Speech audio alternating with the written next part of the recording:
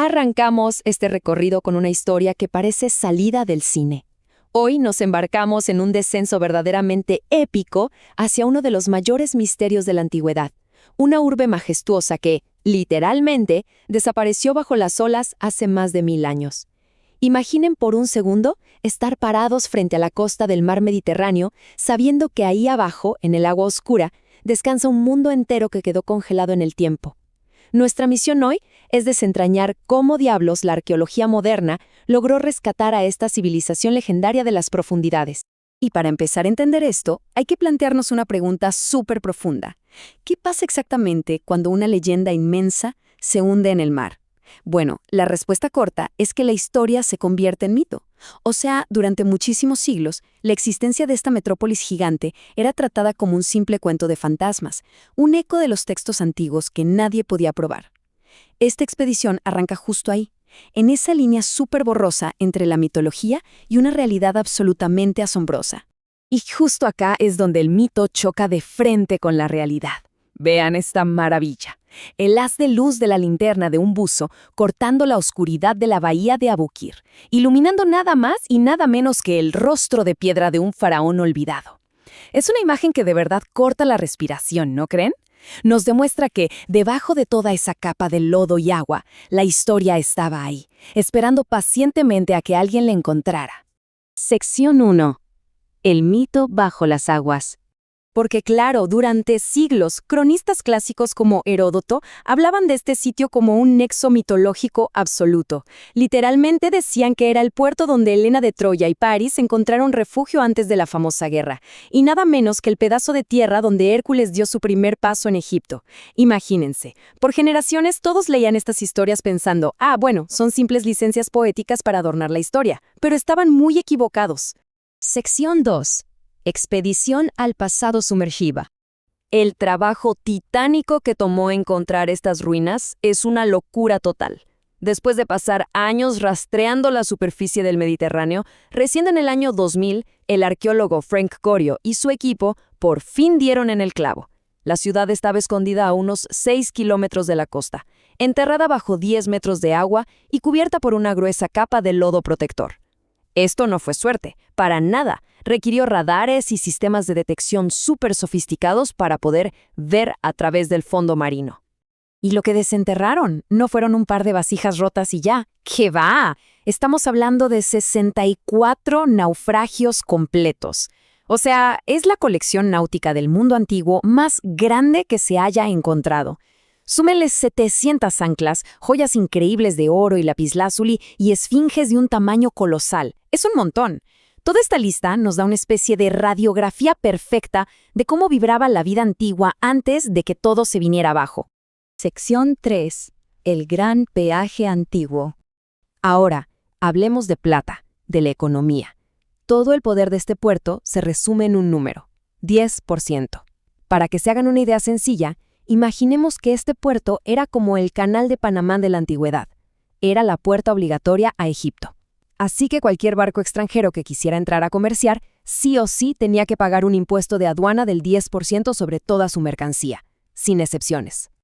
Y al desglosar en qué consistían esos impuestos, entendemos de dónde salía tanta riqueza faraónica.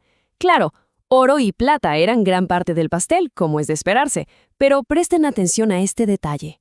Otro tercio completo era madera y madera trabajada. Tiene todo el sentido del mundo si lo pensamos. En el medio del desierto egipcio, conseguir madera buena para hacer barcos o templos valía casi lo mismo que el oro macizo. Era un recurso invaluable. Esto que vemos acá es el puente perfecto entre ese pasado sumergido y nuestro presente. De un lado, el instante preciso en que encuentran bajo el agua esta gigantesca estela de Nectanebo I. Y del otro lado, la vemos ya rescatada, de pie, brillando en un museo moderno. Este bloque gigante de piedra negra es literalmente el documento legal intacto del año 380 a.C. que establecía esos mismísimos impuestos comerciales de los que acabamos de hablar. Es alucinante. Sección 4. Dioses, héroes y faraones. Además, esa estela resolvió un dolor de cabeza enorme para los egiptólogos. Llevaban décadas discutiendo sobre dos grandes ciudades perdidas, pero las inscripciones de esta piedra demostraron que Tonis y Heraclión eran exactamente el mismo lugar. Tonis era como le decían los locales egipcios y Heraclión era el nombre que le pusieron los griegos en honor a Hércules. Nos confirma que este lugar era un centro multicultural espectacular. Pero ojo, esto no era nada más un muelle para mover cajas. Era el centro del poder divino. Aquí estaba el gran templo de Amón, y en su centro, un santuario sagrado conocido como Naos. Era tan importante que cualquier faraón que quisiera gobernar Egipto tenía que hacer una peregrinación obligatoria hasta aquí. Tenía que presentarse en persona para recibir la bendición divina de Amón. Sin ese sello de aprobación, básicamente no eras un faraón legítimo. Sección 5. El desastre y el olvido. Ahora, repasemos esta línea de tiempo para entender cómo se apagó todo. Fundaron la ciudad en el siglo VIII a.C. y le fue de maravilla, alcanzando su época de oro entre el siglo VI y el IV. Pero de repente, hacia el año 140 a.C., arrancó la pesadilla. Empezaron una serie de colapsos terribles y para el siglo VIII de nuestra era, el mar se la había tragado completita, borrándola del mapa. Y geológicamente, ¿cómo se traga el mar a una ciudad inmensa de piedra? Bueno, no fue para nada un hundimiento lento o tranquilo, fue un desastre de película. Imagínense el peso descomunal de todos esos templos y estatuas apoyados sobre un terreno de arcilla inestable en el delta del Nilo. Ocurrieron varios terremotos violentos que provocaron un fenómeno llamado licuefacción. Básicamente, el suelo sólido se volvió líquido de golpe. Las murallas colapsaron y la tierra se tragó a la ciudad en cuestión de instantes. Sección 6. Resurrección digital.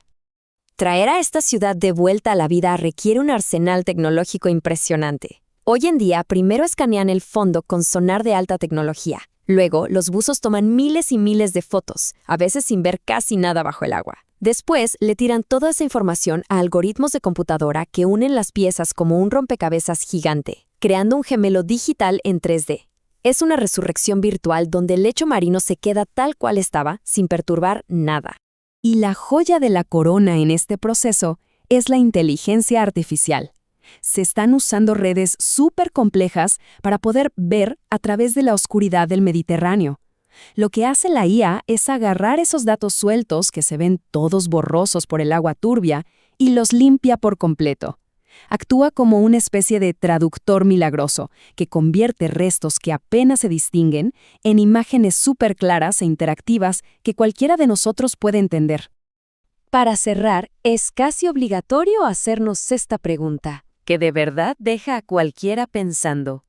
Hoy comprobamos cómo una de las ciudades más ricas e imponentes de la antigüedad fue devorada por el mar y tratada como un simple mito por más de 1000 años. Con esto en mente, al mirar hoy lo gigantesco y misterioso que sigue siendo nuestro océano, es imposible no preguntarse, ¿cuántas otras ciudades, cuántas leyendas y monstruos de piedra están ahí abajo ahora mismo, en completa oscuridad, esperando a que el próximo explorador los vuelva a iluminar? Con esto terminamos nuestro recorrido al pasado sumergido.